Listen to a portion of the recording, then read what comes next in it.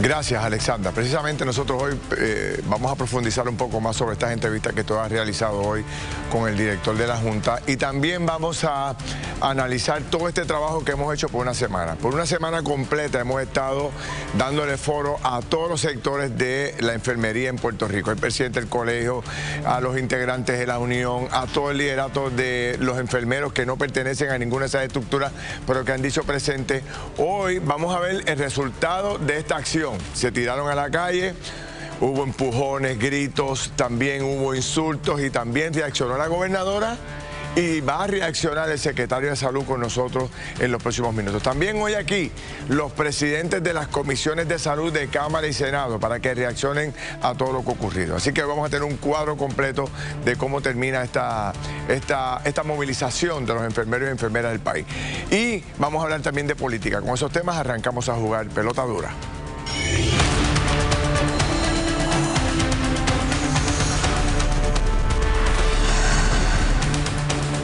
Bueno, mis amigos, vamos a arrancar el juego rápido. Presento a nuestro equipo. Víctor Rivera Hernández, licenciado. ¿Cómo está usted? Buenas tardes. Muy bien, Ferdinand. Un placer estar contigo aquí en esta tarde y estar con Laisa, que por primera vez me toca, que sea una bendición y que para bien sea. Qué bueno.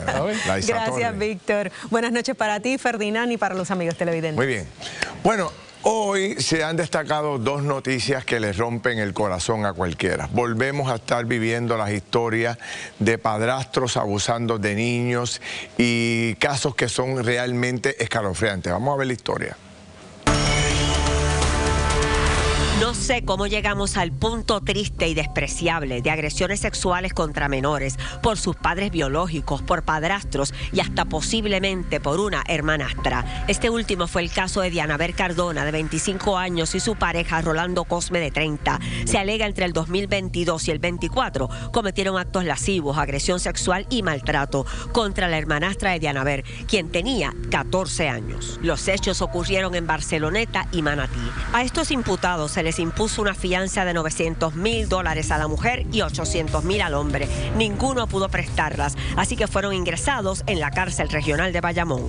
Y si difícil de tragar está lo que acabamos de escuchar, resulta espantoso conocer que una niñita de solo 3 años fue llevada al Hospital San Lucas en Ponce en estado crítico con sangrado craneal. La madre de esta pequeña había sido convicta hace apenas un año, también por maltrato, tras supuestamente haberle fracturado el brazo a su hijita. Información periodística apunta igualmente que ahí el Departamento de la Familia le quitó la custodia a Naomi Carrasquillo Lugo, de 25 años, pero también se alega que hace escasamente 2 meses le devolvieron la custodia. Otro ángulo de este drama es que la niña estaba bajo el cuidado de la pareja de la madre. Estamos hablando de Ángel Bebo Arce, de 24 años. Lo cierto es que la nena tenía hematomas en el rostro y la espalda. Pues fue por una caída, pero como no me creyeron, fue una caída fuerte, lo que puedo decir. Yo, lo único que puedo decir es que me perdonen, estoy arrepentido de todo. Me pregunto cómo es posible que una niña tan pequeña pudiera sufrir tanto a manos de las personas supuestas a cuidarla. Bueno, trágico por demás. Aquí está precisamente Susan Roy, que es la secretaria del Departamento de la Familia. Secretaria, bienvenida. Bueno. Y como asesora nuestra en este asunto está la licenciada María Juárez, abogada de familia. Licenciada, bienvenida también. Gracias por siempre decir presente. Un gusto. No, mentira, no es un gusto nada. Aquí estamos. Sí. Bueno, secretaria, ¿cómo es posible que se le haya entregado la niña a esa mujer después de haber sido convicta, de haber estado presa y de seguir con esta pareja que era la que cuidaba básicamente a la niña de 3 años? ¿Se cometió un error ahí grave? No, la respuesta es no. Esto es un caso que se está trabajando desde el 2024, donde todos nuestros casos terminan en los tribunales validan nuestros planes de acción.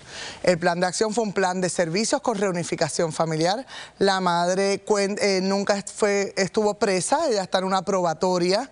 En este caso hubo un plan de servicios bastante extenso, con absoluto cumplimiento por parte de la madre y por parte de su compañero, que viviendo en el hogar también fue parte de de esto. El 1 de abril una vista en el tribunal, habiéndose cumplido, incluso el juez felicitó a estas personas por el cumplimiento. La oficial probatoria, con quienes también tenemos comunicación, también trajo información de cumplimiento con todo el plan de servicio. Aquí habían visitas al hogar, relaciones supervisadas, nunca hubo, hay un menor de 10 meses que convivía en el entorno familiar. La niña es la segunda ocasión que se somete a este tipo de maltrato. Había un caso activo por un caso previo, es correcto. Por eso. Pero donde padrastro no fue parte de ese caso, sin embargo, él viviendo en el entorno familiar sí se formó parte del plan de servicios. Pero la historia es que esta niña vivió una historia de terror un tiempo atrás, se la retiraron a los padres y ahora vuelven y se la entregan a los padres y vuelve y vive el mismo escenario de terror. Peor.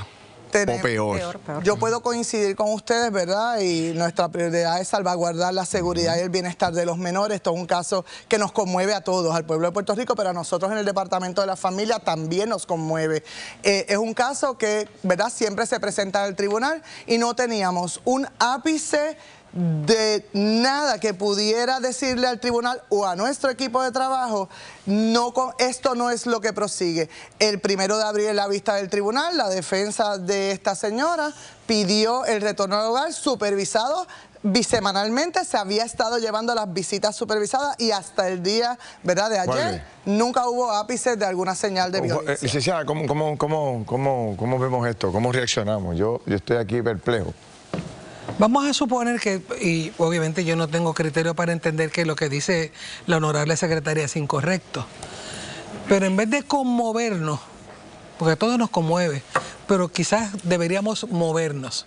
Si a esta persona se le dio un plan de servicio, que sabemos que se hace, y las personas pasan... ¿Qué es un plan de servicio? ¿Qué es eso? Pues el departamento, conforme a lo que se ha alegado, esta señora, aunque esté en probatoria, resultó convicta, porque no hay probatoria sin convicción. O sea, se probó que los hechos fueron incurridos. Se le da pues el beneficio de una probatoria. El plan de servicio se delinea para atacar exactamente la conducta que el Estado entiende que es una incorrecta, lesiva y que no atiende al bienestar y a la seguridad del menor y a ese núcleo familiar, porque hay que verlo completo. No, o sea, no podemos no podemos cosificar, esto es una cosa, esto es otra. Es un núcleo completo. ¿Qué tenemos que pensar? Pienso yo, ¿verdad?, con mucha humildad. Pues tenemos que reevaluar cuál es el plan de servicio que se está dando, porque seguimos dando plan de servicio y al final llegamos a lo mismo. Esto es cuestión de tiempo que vuelva a ocurrir. Nos está ocurriendo demasiado y demasiado frecuente. Tengo duda con este caso, licenciada y secretaria, porque en el 2024 la menor llega al hospital con un brazo roto, ahí es que se culpa a la madre, ¿verdad? Y la madre está cumpliendo probatoria por 3 años de ese incidente, ¿correcto? Eso es correcto. ¿Cómo es que se le puede entregar a una niña estando la madre en probatoria? Tengo duda, no sé si es que funciona así. Debemos recordar, ¿verdad?, que estas son determinaciones que emite el tribunal dentro del plan de servicio. Sí, pero si usted se hubiese opuesto no se lo daba. Lo que pasa es que para oponernos tenemos que tener una evidencia de alguna... Está en probatoria. Pero la evidencia era que estaba todavía en probatoria. No, eso no es una evidencia porque... La evidencia era que a base, estando con la madre, se maltrató a esa niña, se lesionó, se llevó al hospital, tenía fractura. Es correcto. Y esa persona se encontraba en un plan, como muy bien dijo la licenciada, para atajar esa conducta impropia. Debemos recordar que el incidente de anoche, de ayer, no fue la madre quien incurrió en este nuevo incidente.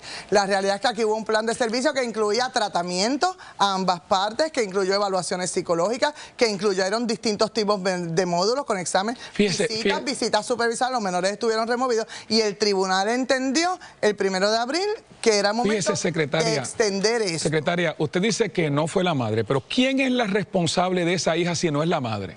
¿Quién es la persona que consiente a traer a una persona a su casa si no es la madre? En este caso acaba de salir, ahora mismo, esto está saliendo, y yo creo que usted fue la persona que lo informó en algún momento, que el hermano de esa niña que tiene sangrado craneal en este momento y hematomas, también tiene un golpe en la cabeza. O sea, que en este caso, esto no sería solamente con la niña, podría ser con el resto de la familia. Como el departamento de la familia y como el tribunal, que yo como abogado que fui de familia también conozco esto que se da. ¿Qué criterios toma cuando uno ve ese cuadro tan terrible en la casa? Porque este es un padrastro que, no es un padrastro, es un compañero que llega porque la madre consintió que llegara allí. Pues volvemos, él se convierte en parte del plan de servicio. Allá se da, en ese lapso de tiempo, nace un menor que tiene 10 meses en el día de hoy, de quienes obviamente hemos asumido custodia de estos 3 menores. Y todo el núcleo, como dijo la licenciada, se convierte en parte de ese plan de servicio. Estamos hablando de visitas, estamos hablando de tratamientos psicológicos, estamos hablando de evaluaciones psicológicas, estamos hablando de relaciones supervisadas, de visitas al hogar, ¿verdad? Y en este lapso, desde el 1 de abril al presente, según el tribunal, las visitas bisemanales que dan una continuidad a los distintos fortalecimientos de destrezas para estos padres, ¿verdad? Poder manejar este asunto. Nunca se visualizó algo que pudiera llevar y llamarnos la atención de que requería una protección adicional. Yo tengo que discrepar un chinchín, ¿verdad?, de lo que dice la honorable secretaria. Tenemos que ver que si una madre está con un padrastro que incurre, y concurro, ¿verdad?, con el compañero y amigo, el licenciado Rivera, no hay evaluación, no hay plan de servicio, no hay intervención que me diga a mí como madre que yo voy a continuar bajo el mismo techo con una persona que incurrió en esa conducta. Licenciada, pero debo aclarar que la conducta original no la incurrió este caballero, la incurrió la madre. La incurre la madre. Y en esta ocasión es que el padrastro está... pues ¿cuántas tenemos que esperar? No, yo estoy de acuerdo, no deberíamos esperar ninguna. Ningún ente del Estado debería entrar a un núcleo familiar y mucho menos por situaciones tan tristes. Pero el último responsable son las personas que cometen estos delitos. Yo tengo que, ¿verdad? Y perdóneme, tenemos que ver, y yo entiendo el plan de servicio, lo conozco. Hoy yo estaba en un caso de familia con un plan de reunificación. Y se hacen todas las pruebas que usted bien dice, es correcto. Pues tenemos que evaluar cuáles son las pruebas que se hacen, porque entonces la gente o engaña las pruebas, son más listos que las pruebas, porque incurren exactamente o peor conducta habiendo pasado todas las pruebas y el tribunal refrendando que le devuelvan los menores. Yo como abogado tengo una preocupación. Sí. Aquí se aprobó una ley en el año 2023 que es la ley 57. Eso es así. Esa ley va por la reunificación familiar. Eso es correcto. Yo no sé si es momento de, por tantos casos que se han visto, trabajar con enmendar esa ley, porque por la reunificación familiar están pasando tantas y tantas cosas que pueden terminar en asesinatos de estos niños. Podemos coincidir en que la ley requiere mayores enmiendas y mayores garras para atender esto, ¿verdad? Nos regimos por las leyes existentes, por los procesos existentes, los tribunales determinan al final del quizás día. Cambiar, que el norte sea, porque lo primero que se tiene que evaluar y buscar es reunificar. Eso no puede ser la premisa inarticulada de que aquí tenemos que reunificar, porque tenemos que reunificar, porque hay casos, es correcto, hay casos y hay casos, y hay casos que es imposible reunificar con agresores, que van a seguir siendo agresores, con plan de servicio, sin plan de servicio, enterándonos nosotros o sin saberlo. Podemos tener 200 contestaciones a lo que ha ocurrido, pero ante el ojo del puertorriqueño se ve fatal. Sí. O sea, aquí cometimos un error. Volver a entregar a esa niña allí, yo creo que fue un grave error. No sé si fue por los tribunales, por la familia, por el que sea, pero realmente esa niña en doble sufrimiento y tiene 3 años. O sea, esto es un castigo increíble lo que ha sufrido esta niña. Vamos a seguir analizando estos casos y obviamente yo sé que son muchas las cargas, pero hay que ser mucho más enérgico en el proceso porque es una vida de una niña. Vamos a pasar a segundo plano con las estadísticas. ¿De qué nos reunificamos? Sí. Hasta el próximo caso, que nos veremos aquí de nuevo. Bueno. Gracias a las dos, se los agradezco. Voy a ir con Kimberly, cuando regresemos cambiamos de tema y entramos en lo que ha ocurrido precisamente en el día de hoy con todas las manifestaciones desarrolladas por los enfermeros y también la participación política hoy de la gobernadora contra Pierluisi. Venimos rápido. Gracias, Ferdinand. Los enfermeros, mire, fueron del Capitolio a la Fortaleza. ¿Pero qué pasó? Ellos fueron escuchados. Hoy le tenemos en exclusiva todo lo que sucedió y usted no se lo puede perder. Además, la gobernadora le responde a Pedro Pierluisi. Escuche esto. Yo haré lo que me dejó. Ay, ay, ay, las asperezas siguen latentes y hoy analizamos estas expresiones que usted no se puede perder solo aquí en Jugando Pelota Dura. Paso contigo, Margarita, adelante. Regresamos, mis amigos, aquí a Jugando Pelota Dura. En tan solo unos minutos pude hacer una revisión corta y rápida de todos los mensajes que he recibido sobre este caso. No hay un solo ser humano que me escriba aquí indignado por lo que ha ocurrido y planteando que hay que tomar acción, pero acción rápido. Me siento hasta mal, porque creo que debimos haber hecho más en esta conversación que acabamos de tener aquí con la secretaria de Familia y con la abogada. Estos son casos que ya, o sea, no hay un solo ser humano en el país que se sienta indignado con esto. Y yo creo que aquí falló el Estado. Estoy convencido, ya sea el tribunal o el departamento de Finanzas, alguien falló aquí. Y no lo vamos a dejar ahí. Mañana vamos a venir con más detalles y a buscar más información, a buscar más profesionales que nos ayuden a buscar soluciones a este problema. Bueno, vamos a cambiar de tema. Vamos a los temas políticos y un resumen de lo que ha pasado hoy, porque miren que han pasado cosas importantes. Le pedí a Jorge Colbert. Colbert, prepara tu resumen ahí, porque tú le dices a la gente lo que nadie le dice. Adelante, Colbert.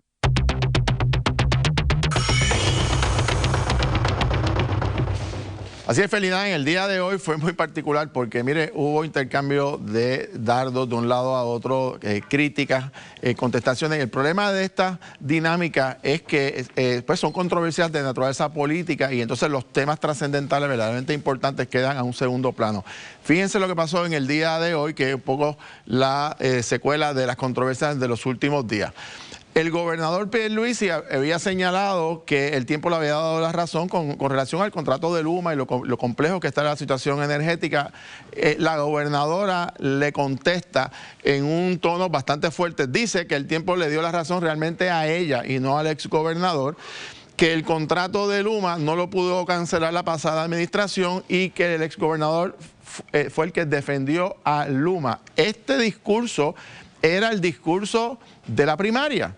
Así que en ese sentido parece que la primaria sigue vivita y coleando desde el año 2024. Entonces entra también en escena José Colón, que estuvo hoy de Media Tour por todos los medios, señalando primero que dice que Luma miente nuevamente, que no le debe dinero. Insiste en su versión, a pesar de los números que presentamos aquí ayer, números oficiales, pero también afirmó, reitera que va a cancelar el contrato, pero no dice cuándo. Tampoco señaló o aclaró si finalmente han radicado alguna de las querellas de conformidad al contrato y afirmó que los problemas financieros de Luma es por su propia inacción. Según José Colón, otra vez el choque de versiones entre Luma y el director ejecutivo de la Autoridad de Energía Eléctrica. Entonces la gobernadora, con relación a las manifestaciones de los enfermeros que han estado esta semana haciendo unos planteamientos verdaderamente importantes para el país, dice que el organizador de la marcha, o uno de ellos, fue un ex candidato del movimiento Victoria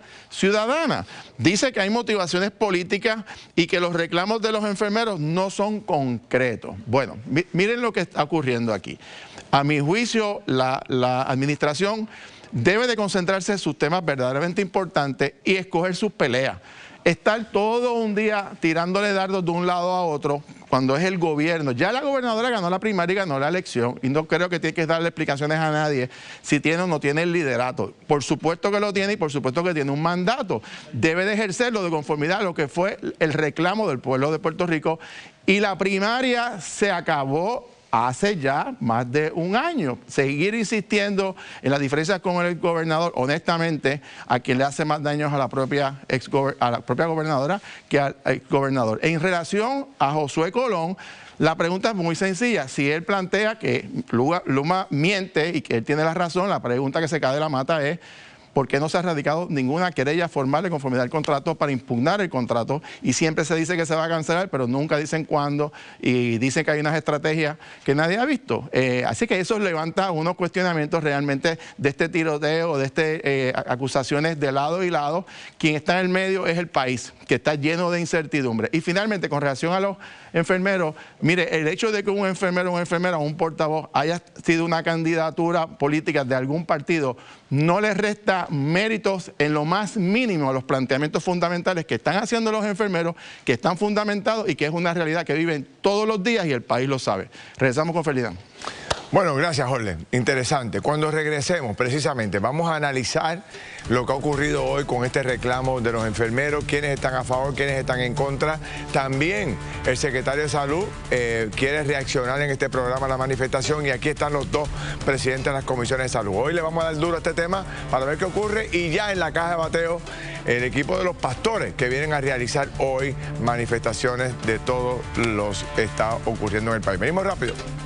Amigos, son las 7 en punto, vamos a arrancar a darle continuidad a este tema que llevamos cerca de una semana, todos los días con representantes del sector de la salud discutiendo este tema. Yo hasta me frustré, en estos días me he frustrado mucho con estas conversaciones porque pensé que iba a ser un gran movimiento de todos los sectores en favor de este grupo de trabajadores, pero lo que vivimos durante esta semana fue una división terrible dentro de este grupo, sobre todo dentro del propio Colegio de Enfermeros y Enfermeras de Puerto Rico. Hemos preparado un resumen de lo que ocurrió allí hoy. Vamos a verlo.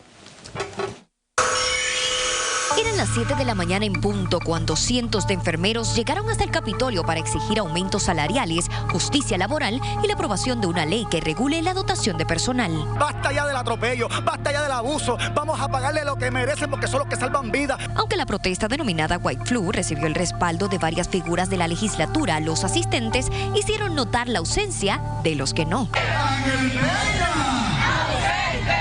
De los presentes, la delegación del PIB se hizo notar.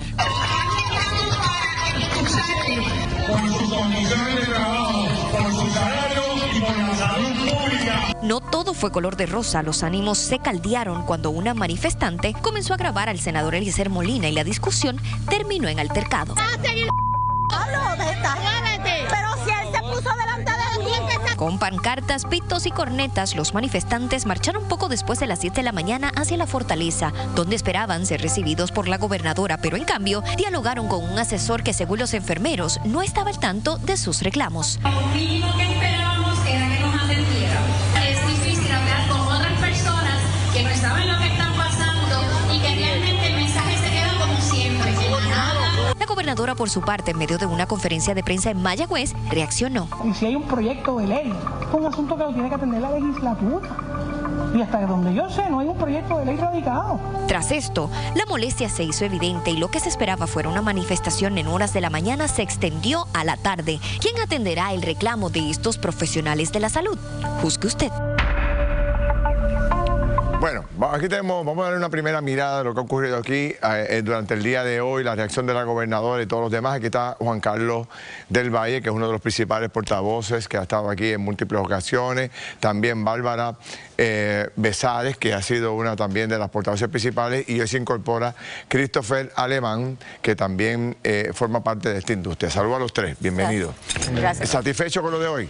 Muy satisfecho. Se notó, ¿verdad?, en la asistencia de los enfermeros, demostrando cuán cansados, cuán abrumados estamos, que deseamos mejores salarios, que deseamos mejores condiciones laborales, y allí se notó en la asistencia de los enfermeros y las enfermeras. ¿Qué pasó? ¿Lograron en algún momento reunirse con algún asesor de la gobernadora o con algún legislador, con alguna persona que pudiera comprometerse con algo? Pregunto, Besares, que ustedes supieran.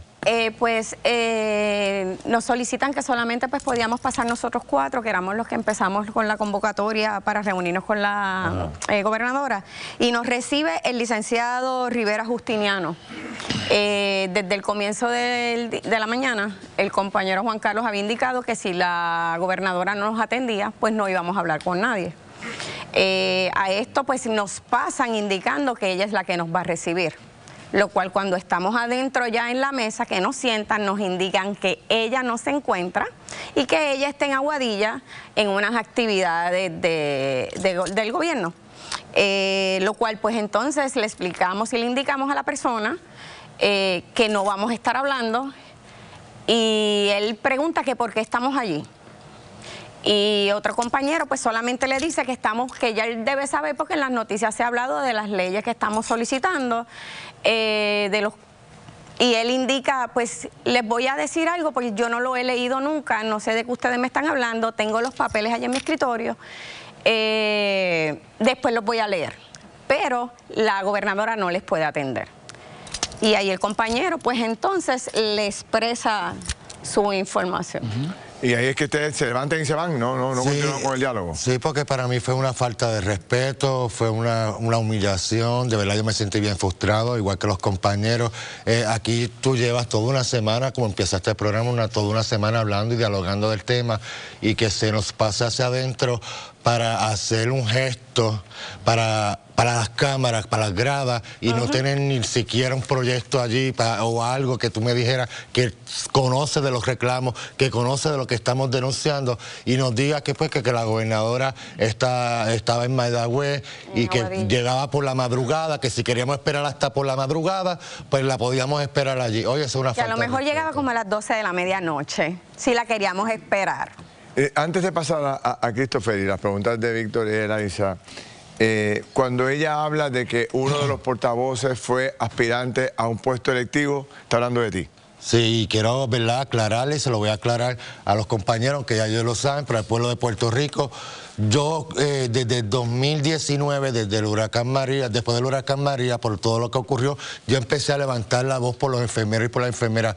Cuando yo empecé a levantar la voz, yo ni sabía que iba a pertenecer a un partido político, pero yo era PNP, incluso yo era PNP, me desafilio del PNP y me adjunto con el Movimiento Victoria Ciudadana para el 23. Y aquí yo les muestro al pueblo de Puerto Rico mi renuncia al Movimiento Victoria Ciudadana, porque tampoco yo tenía los mismos ideales, no compartía lo mismo, y decidí renunciar al Movimiento de Ciudadanos y seguir mi lucha por los enfermeros y por las enfermeras que llevan un reclamo digno. ¿Cuándo renunciaste? Bueno, aquí está. ¿Pero cuándo? ¿Qué fecha? En enero del 2025. En enero del 2025. Ok. Christopher, para pasar rápido a las preguntas. Esta división que surgió, ¿cómo queda el colegio de enfermeros y enfermeras posicionado ante precisamente su matrícula después de todo lo que pasó? Pues mira, no fueron a la manifestación, pues mira, presentaron objeciones. ¿Cómo quedan? Pues mira, es muy lamentable. Yo personalmente conozco a la presidenta del colegio. Yo mismo he ido a su oficina junto a su abogada a llevar problemáticas reales, con evidencia real que están pasando en nuestros hospitales.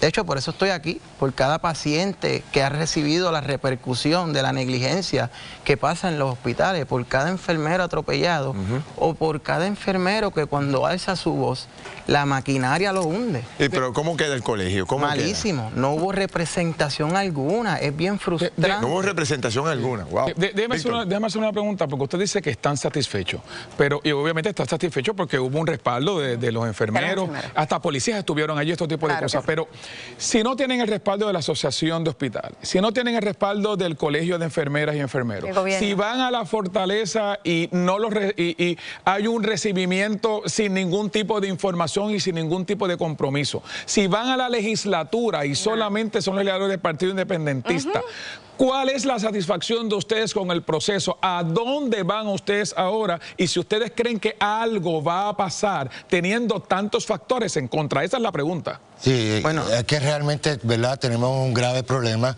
Tenemos que empezar a tomar decisiones, y es para ayer tomar decisiones claras. Sabemos muy claro, pues la Asociación de Hospitales no nos va a respaldar. Vemos ya los comentarios de la gobernadora, y aprovecho aquí, yo tengo, ¿verdad?, evidencia de la familia Artaud, que son los dueños de Metropavía, de First Medical, que le hacen donativos a las campañas de la gobernadora constantemente. Imagínate, estos son los grandes intereses, y aquí lo pueden ver.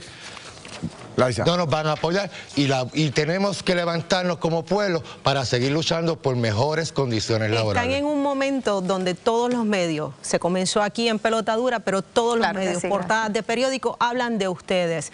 Toda la semana hemos visto, como dijo Ferdinand, una división porque el colegio no los apoya. La gobernadora, entre lo que dijo, no hay un proyecto, que sometan un proyecto, porque eso lo tiene que bregar la legislatura. ¿Qué ustedes van a hacer? Porque se les va a ir el momento. Este es el momento de ustedes, donde ustedes se tienen que unir y enviar un proyecto claro, con las exigencias claras a la legislatura y buscarse aliados dentro de la legislatura. Bueno, eso es posible en un futuro bien cercano. En el día de ayer yo estuve en otro programa televisivo con la presidenta del colegio, la cual dijo públicamente que ya ellos tenían un proyecto y que lo iban a estar radicando. También aprovecho, la representante Wanda del Valle dijo que iba a estar radicando el proyecto también. Se reunió Antonio. Vamos a esperar, ¿verdad?, en estos días a ver si cumplen con su palabra. Si no cumplen con su palabra... Bueno, en mi opinión personal, yo estoy frustrado porque yo llevo muchos años en esta profesión. Yo soy intensivista especializado, o sea, especializado en trasplante, de hecho. Los profesionales especialistas, específicamente enfermeros especialistas, se van, se los llevan por 5 veces su salario. Esa es la realidad y los hospitales lo saben.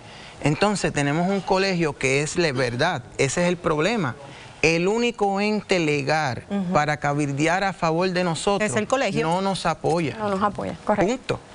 Y ¿el pueblo los apoya? El pueblo nos apoya, de hecho. ¿Los pacientes los apoyan? Los pacientes nos apoyan, los enfermeros nos apoyan y los que no estuvieron hoy no fueron porque sus patrones los amenazaron. Y muchos enmascarados, cubriendo sus rostros. Es muy triste que un enfermero que da toda su vida tenemos que echar, y yo lo compartía con el colega, tenemos que dejar este problema de egos. Muchas veces las uniones no apoyan por ese egocentrismo de que yo tengo que ser quien saque la cara por los empleados. Igual ha pasado con el colegio. Ese ego no los deja luchar por lo que estamos todos como colectivos reclamando. Si nos uniéramos todos y dejáramos el protagonismo y el egocentrismo, hubiésemos echado a hacer. Pero déjeme, o sea, yo fui secretario del Trabajo del país y cuando yo recibía a la gente, yo recibía a todo el mundo. Pero los grupos tienen que ponerse de acuerdo primero para exigir un derecho después. Claro que sí. Si ustedes no se ponen de acuerdo como grupo, va a ser muy poco lo que van a poder hacer en la legislatura y en el Ejecutivo. Lo hacen quien crea la división realmente son los hospitales. Bueno. La división que la crea porque realmente tú puedes ver en las manifestaciones que los enfermeros se organizan ahora. Yo le hago un llamado, la ULES yo la escuché aquí diciendo que iba a estar hoy. Ellos no estuvieron. No estuvieron, por yo fui delegado de esa unión por 10 años. No, tampoco, ausente. Por 10 años. Y yo llamé personalmente. Este es un reflejo de nuestra sociedad. Eso es. O sea, Puerto Rico está tan dividido y hay tanto protagonismo, búsqueda de protagonismo, que no logramos alcanzar las metas. Yo pensé, cuando ustedes vinieron aquí la primera vez, yo digo, esta gente tiene una oportunidad histórica para hacer un cambio en este tema. Pero cuando empecé a entrevistar gente, yo dije, olvídate, esto está en las mismas condiciones que todos los temas demás. Estamos divididos, estamos buscando protagonismo y así no vamos a llegar a ningún lado. Vamos a ver qué pasa en los próximos días.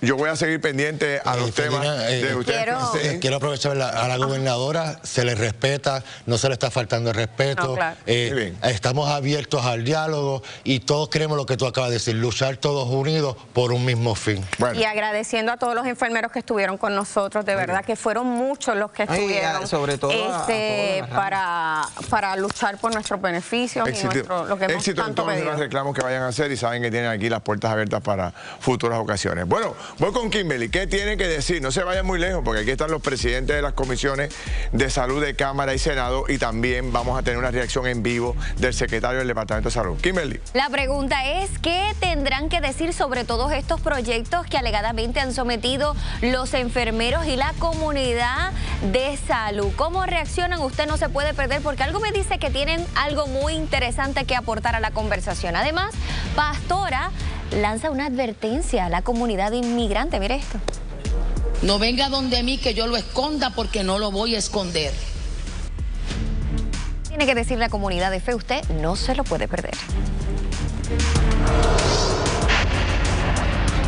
Vamos al tema que me comprometí con todos ustedes Tengo en línea telefónica, o mejor dicho, a través del internet, a Víctor Ramos, el secretario del Departamento de Salud, y aquí en el estudio a Juan Oscar Morales, que es el senador, presidente de la Comisión de Salud, y a Gabriel Rodríguez Aguiló, que es el representante, presidente de la Comisión de Salud de la Cámara. Saludos a ambos. Permítanme un minuto. Una manifestación desarrollada hoy por los enfermeros y enfermeras y su reclamo. ¿Cómo lo atiende usted? ¿Cómo lo ve usted? Bueno, primero agradezco a todos los enfermeros y enfermeras que no hubo ningún atraso en ningún hospital, ninguna cirugía, ninguna clínica. También le agradezco a los que se manifestaron. Sus reclamos son legítimos y se están atendiendo. Es parte del programa de gobierno del Partido Nuevo Progresista. Yo dirigí la parte de salud de ese programa de gobierno, incluí por petición mía, y lo acogió la gobernadora, que se incluyera que se va a trabajar con las condiciones salariales de trabajo de los proveedores que no son proveedores de salud, que no cobran de plan médico. Eso incluye a las enfermeras. Nos hemos estado reuniendo desde enero con el Colegio de Enfermería, viendo los dos proyectos que se radicaron el cuatrienio pasado, los estados que ya tienen leyes de patrón de enfermería, que es este asunto de cuántas pacientes hay por enfermeras, y el proyecto que siempre se radica en el Congreso, que la gobernadora siempre fue coautora de ese proyecto cuando fue comisionada residente. Hay que atemperar esa realidad a la realidad de Puerto Rico. No es aceptable que las enfermeras tengan 20, 25, 30 pacientes. Pero tampoco se pueden quebrar las instituciones hospitalarias. Pero si usted, secretario, sobre ese tema en particular, que es uno de los que a mí me preocupa particularmente, el exceso de pacientes que tiene que atender una enfermera o un enfermero. Sobre ese tema particularmente, ¿usted puede hacer algo mañana? ¿Establecer una reglamentación nueva para los hospitales, o hay que legislar para eso? ¿Hay que legislar realmente para eso? ¿O eso pues es un asunto estrictamente administrativo? Sí, hay que legislar. Hay que legislar. Lo tienen legislado, hay legislación radicada en el Congreso. Sería la forma, los hospitales lo podrían hacer voluntariamente, pero yo creo que hay que hacerlo legislativamente. Ahora mismo hay enfermeros que tienen 20, 25, 30%. Eso es inaceptable. Lo que ellos están planteando, nosotros estamos de acuerdo, y por eso desde enero nos estamos reuniendo con el Colegio de Enfermería para radicar un proyecto. Nosotros, en principio, lo que pasa es que hacer el balance no es tan fácil. Y entonces lo otro, ya el cuatrienio pasado se hubo un proyecto sobre aumento salarial a las enfermeras. Nosotros en el gobierno, en julio 1, empieza el aumento salarial a las enfermeras del hospital pediátrico y el universitario, que se equiparan con las de ASEM, que siempre son el referente, que son las más que ganan. En el cardiovascular tuvimos el plan de retribución que las ponen 80%. Creemos que debe ser más, pero ya hay un aumento. Así que estamos muy trabajando desde el día 1 con el asunto de las enfermeras, con el colegio. De hecho, tenemos enfermeros prominentes líderes que trabajan con nosotros en el colegio, que son de nuestros asesores principales, así que estamos muy conscientes de los reclamos y ciertamente yo estoy ahora en Washington, por eso yo no los podía recibir, pero estamos conscientes de los reclamos. Gracias, secretario. Le agradezco el tiempo. Sé que ha sacado espacio allá. Cuando regrese a Puerto Rico, por favor, nos sentamos, conversamos y buscamos cómo este grupo de portavoces de enfermeros y enfermeras de Puerto Rico se puede reunir con usted lo antes posible para ver si buscamos soluciones. Gracias. Siempre, Jorge. Bien. Bueno, voy acá con los portavoces y presidentes de las comisiones de salud. ¿Cómo reaccionan ustedes a todo este debate? Porque ustedes están al día de todo. Pues mira, mi primera observación que le hago responsablemente a estos profesionales es que deben ir unidos en una sola voz. Mientras tengamos un grupo en la derecha, otro en la izquierda, otro en el centro, no vamos a lograr nada. Mañana yo tengo una reunión con un grupo de enfermeros. El lunes tengo otra con el Colegio de Enfermeros para discutir lo que el doctor acaba de expresar, un borrador que se viene trabajando desde el mes de enero, que es el que va a trabajar con el patrón de enfermería, que es la razón principal de toda esta situación que ocurre, porque lo cierto es que en los hospitales a un solo enfermero se le asignan más de 15 pacientes. Humanamente es imposible que puedan recibir un servicio de calidad. Eso es un hecho. Pero en la mesa, Ferdinand, nosotros tenemos que traer a los enfermeros, a los proveedores y a los hospitales. Si alguien pretende hacer esto de manera en un cuarto solo allá, solamente con los enfermeros, pues no vamos a tener éxito. Aquí tiene que haber un diálogo y se lo he establecido ya de manera contundente al gran amigo Jaime Pla, donde él tiene que estar dispuesto a colaborar con este proyecto que pretendemos radicar en las próximas semanas. Víctor. Ellos hablan del proyecto 1035 presentado el pasado año, que ese es un poco el que proponía mejoras salariales. Les pregunto si ese proyecto, un equivalente de ese proyecto, está radicado en este momento, se piensa radicar, y si de verdad se puede radicar y las expectativas de salario no son expectativas equivocadas. Le pregunto. Quiero decir sobre eso, y gracias por esta gran oportunidad. En primer lugar, no hay nada radicado. No hay nada radicado. Ese proyecto puede ser una guía para cualquier proyecto que se quiera presentar, pero eso ya murió, ya ese proyecto no existe, así que no es un proyecto que se pueda trabajar a nivel legislativo. Hay que presentarlo nuevamente. ¿Sí? Eso es lo primero. Lo segundo, este tema hay que atenderlo con mucha responsabilidad y no podemos salir corriendo a reaccionar porque suene simpático, porque sea la realidad que viven los enfermeros y las enfermeras en los hospitales, para querer acumular puntos los políticos para poder estar, ¿verdad?, con rating y quedar bien con los grupos. Son más de 30.000 enfermeros y enfermeras que hay activos en Puerto Rico. El que haga eso es un irresponsable. Esto es un ecosistema de salud, pero es un ecosistema también económico, porque esto representa servicios, pero se tienen que pagar los servicios. Esto no es infinito los recursos. Y en Puerto Rico y en el mundo no existe ningún negocio que no sea económicamente viable. Y en este caso, los enfermeros y enfermeras son parte de ese ecosistema. Si nosotros ponemos la mira para resolver este asunto nada más, sin medir lo que puede ocurrir con el resto del sistema, podemos descalibrarlo totalmente. Pero lo cierto es que esto es un problema de años, esto no es un problema de ahora. No, es un problema de años. Y los enfermeros señalan a Jaime Pla, a la Asociación de Hospitales, como el mayor obstructor para que estos proyectos vean la luz al final. La Asociación de Hospitales siempre se opone a muchos de estos proyectos. Pero y hay ambiente en la legislatura para... Ustedes saben, el 1035, ¿quién se opuso a ese proyecto? El Colegio de Enfermería. Búscalo en la ponencia. El propio colegio, porque el lenguaje que contenía el proyecto manifestaron de que no era un lenguaje que pudiera ponerse en vigor. Iba a quedar en letra muerta allí. Y eso es lo que queremos. Y una pregunta. Déjame decirte algo, Ferdinand, pero es bien importante, Ferdinand. Sí. Si nosotros afectamos la situación que tiene, pues estamos pensando en los hospitales, pero aquí en laboratorios también, que se pueden afectar. Porque, y hay que pensar en el paciente. Ahí voy. Entonces, yo tengo una carta aquí que me voy a reservar en nombre del hospital, es del área metropolitana, es del 29 de mayo del 2025. Le están notificando a todos los empleados del hospital el pago de nómina, referente al pago de nómina del 30 de mayo del 2025. Le dice, hasta hoy jueves no tenemos los fondos disponibles para procesar este pago. Para pagar la nómina. Para pagar la nómina, eso fue los otros días. Le pagan un mes. Que ahí están los médicos, la enfermera, los técnicos, todo el mundo. Aquí establece la forma de pago. Los primeros que van a cobrar, unionados que cobrarán primero. No unionados cobrarán después. Supervisores, gerentes y directores cobrarán último. Una pregunta y con esto cierro. ¿No es mejor ver la urgencia más grande ahora mismo y tratar de resolverla que tratar de resolverlo todo?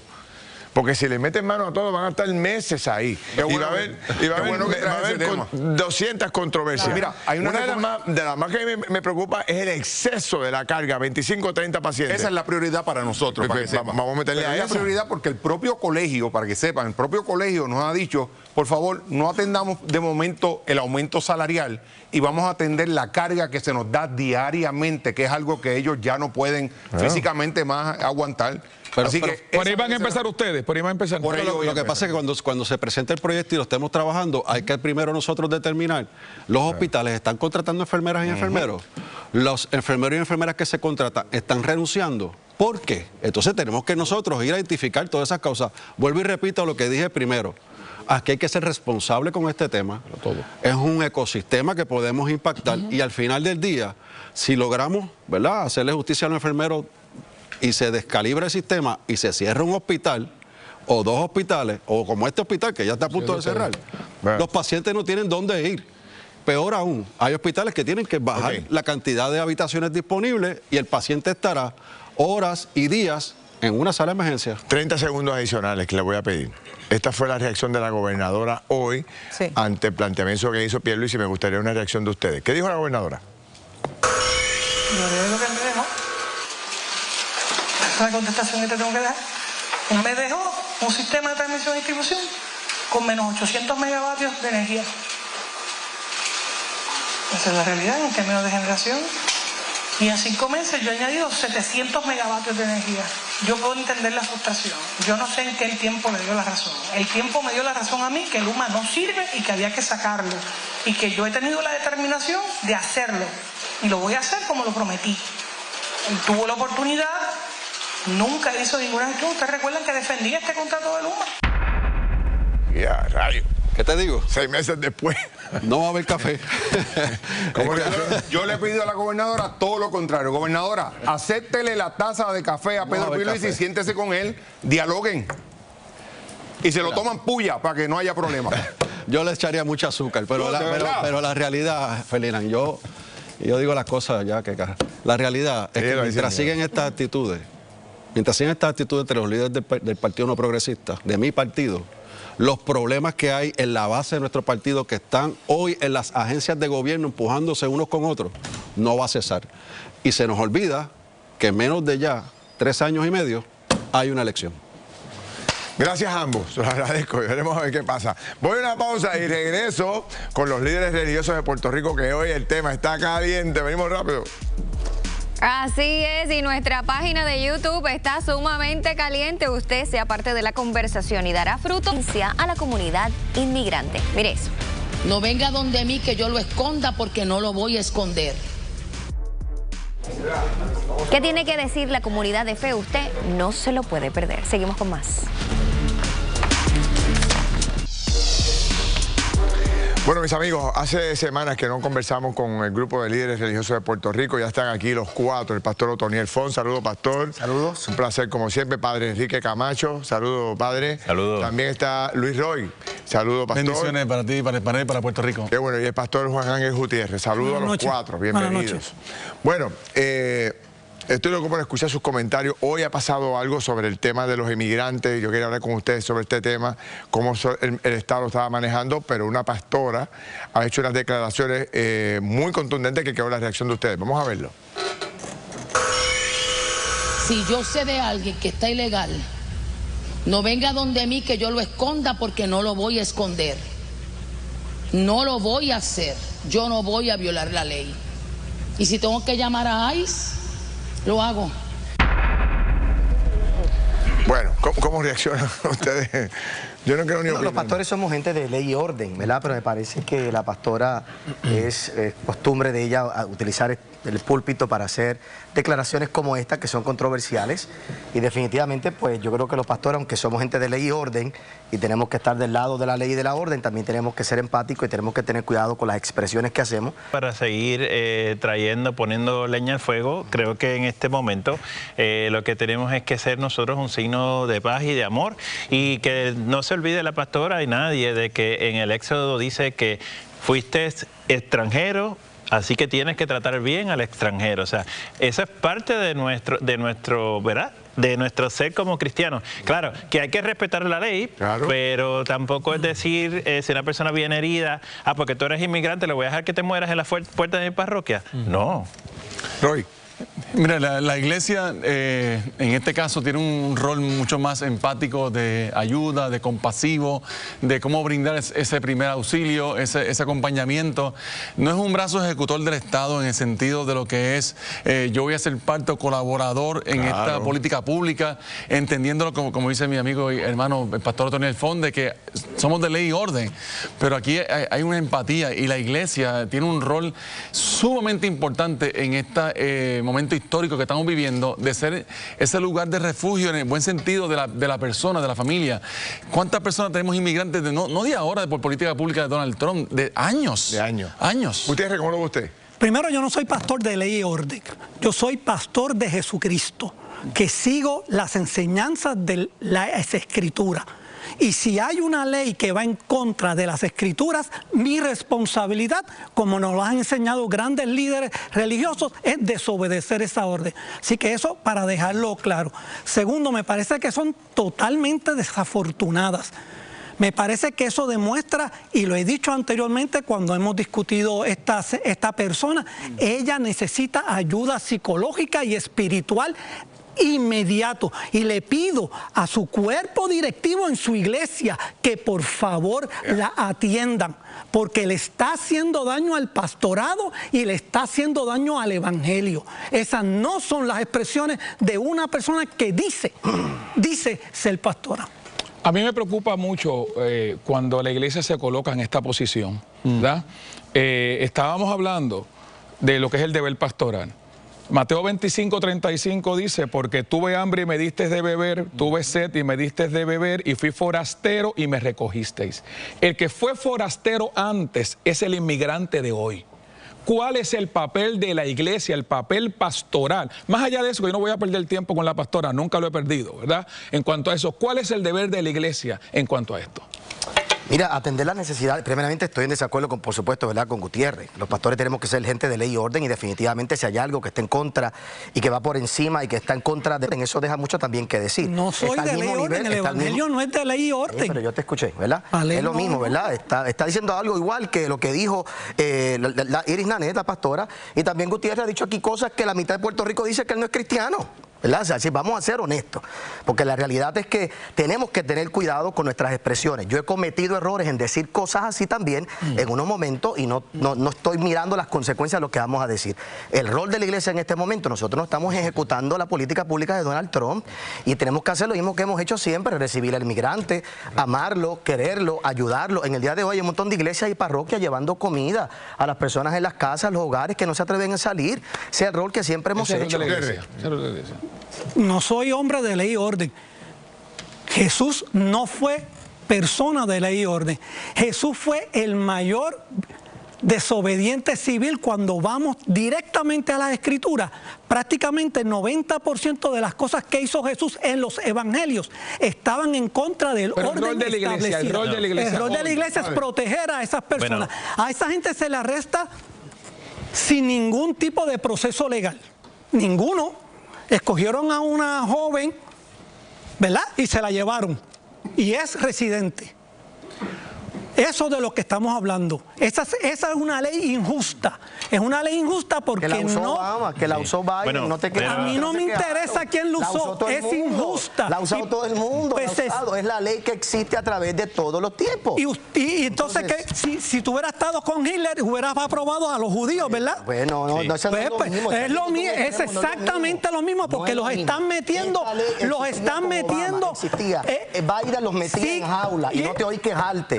No, yo me quejaba, porque yo estuve en los Estados Unidos en el tiempo de Biden y ibas a las actividades en la ciudad de Chicago. No digas que no sabes, porque yo estaba allí. Yo tengo un yerno que lo deportaron por 2 años, y mis hijas tuvo que vivir. Por eso, si hay que callarse, no hay que callarse, hay que condenar esas políticas. Vamos a poner las cosas en perspectiva. Yo discrepo de Gutiérrez porque Jesús sí es un hombre de ley. Él dijo, yo no vengo a abolir ninguna ley. O sea, lo que pasa es, bueno, déjenme ahora hablar.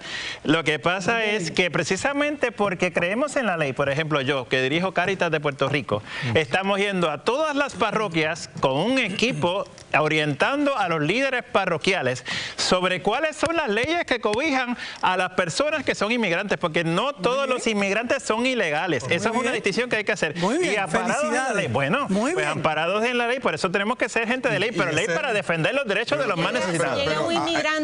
Si llega un inmigrante a su iglesia, como ha llegado por años, los van a recibir como hemos hecho por años. Voy a una pausa y regreso con ustedes, pero quiero retomar el tema de Gutiérrez, que plantea con mucha convicción que Jesús no fue un hombre de ley y orden. Vengo con eso rápido, voy con Margarita y regresamos a ese debate. Ojalá que la compasión prevalezca. Bueno, usted votó en la encuesta claro. La pregunta fue, ¿dará fruto manifestación de enfermeros en el día de hoy? La respuesta es la siguiente. Un 52% dijo que no. Gracias a todos por participar. Y sigo conversando con el grupo de líderes religiosos de Puerto Rico y Gutiérrez dejó ahí una premisa ahí que hay que discutir. O sea, usted está planteando, y quiero que me corrija si estoy equivocado o no, usted está planteando que Jesús, que ¿verdad? No fue un hombre de ley y orden. No en el sentido estricto de que hablamos de que la ley va sobre cualquier otra cosa. Jesús violentó las leyes judías y romanas consistente y constantemente en el Evangelio. 2 ejemplos. Primero, tocó a un leproso. Eso estaba prohibido por la ley. Segundo, habló con una mujer samaritana y se le acercó. Estaba prohibido por la ley. Tocó a un muerto. Estaba prohibido por la ley. ¿Necesito dar más argumentos? La ley religiosa. No, la ley no era religiosa. La ley era religiosa y política en aquel tiempo. Las dos cosas iban juntas. No traten de darle vuelta. La ley religiosa que limitaba y que él mismo, por supuesto, ¿verdad? Si vamos a convertir esto en un debate teológico aquí, claro, yo no puedo negar que Jesús fue un hombre que definitivamente, y en la Biblia otros como Daniel, se atrevieron a retar el sistema. O sea, no estamos hablando de eso, pero hace una declaración de que no era una persona de ley y orden. Ponemos la misma connotación de lo que dijo Iris Nanet. Y puede inducir, es una incitación. Puede inducir error. Vamos a violar la ley porque no creo que es justo. Y hay un pasaje que es bien claro. Cuando él dice al César... Martin Luther King, gracias a que violó la ley. Sí, no, gracias a las mujeres que violaron la ley, ellas están aquí. Gracias a que Martin Luther King violó la ley, él está aquí. Pero yo quiero seguir la línea de lo que es el rol de la iglesia, porque si no entramos en un debate teológico. Es importante entender que el rol de la iglesia dentro de esta política pública en particular, no es nueva. Lo que pasa es que queremos visibilizar algo como nuevo porque es Donald Trump. Pero eso no es nuevo. Ahora, ¿qué hace la iglesia? La iglesia es el brazo empático de cuidar, de amar, de por encima de. Y voy a hablar de un caso, ¿verdad? El santo pero no el milagro. Un caso en nuestra iglesia. Este joven está enfrentando esta situación crítica ahora de inmigración.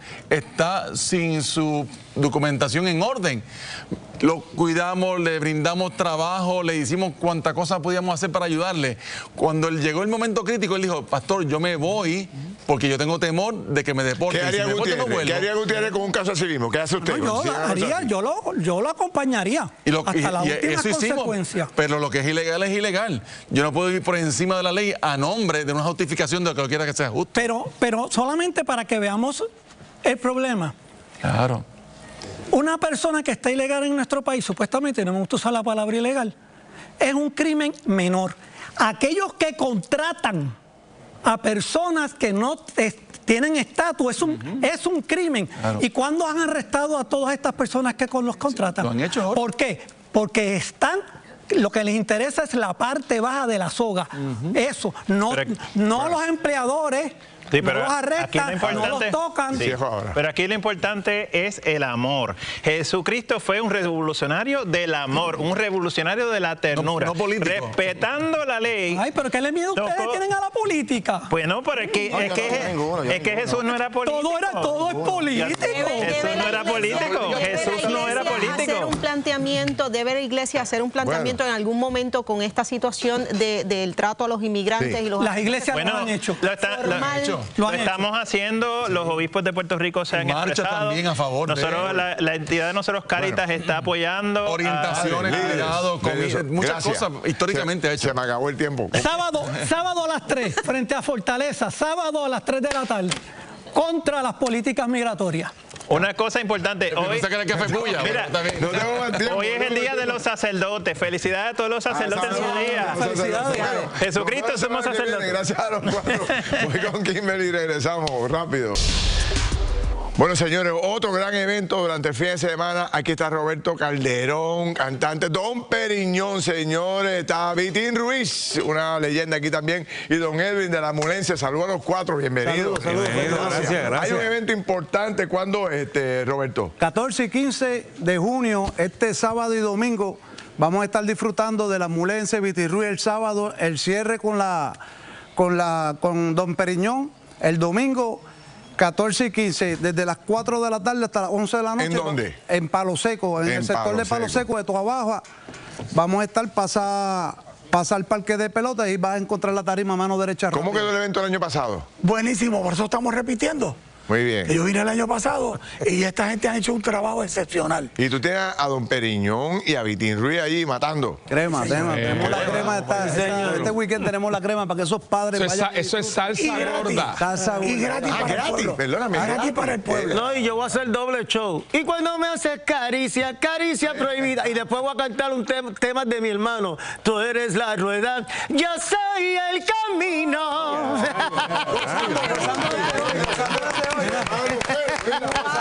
Y Periñón, ese timbal, ¿está listo? Sí, vamos a estar allí disfrutando de lo más que me gusta a mí, que es ver a la gente bailar. Sí, señor. Que para eso es que yo hago la música, así que vamos a estar contentos de estar allí.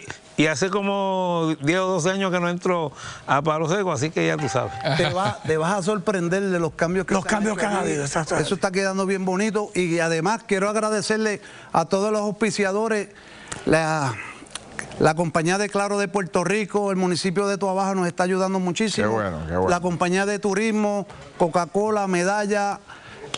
Todo el mundo está ahí ayudándonos. Ahí tienen esa invitación, señores. Esto obviamente, pues, esto es la crema. Hay que para el bailador no hay precio. Víspera de los padres y Día de los Padres. Víspera de los padres y Día de los padres. Mira, tienen que ir para allá a jugar, a ver si dejan bien la bola dura. A este no lo invite. Me trepo a la tarima. Este baila hasta los anuncios. Lo sé.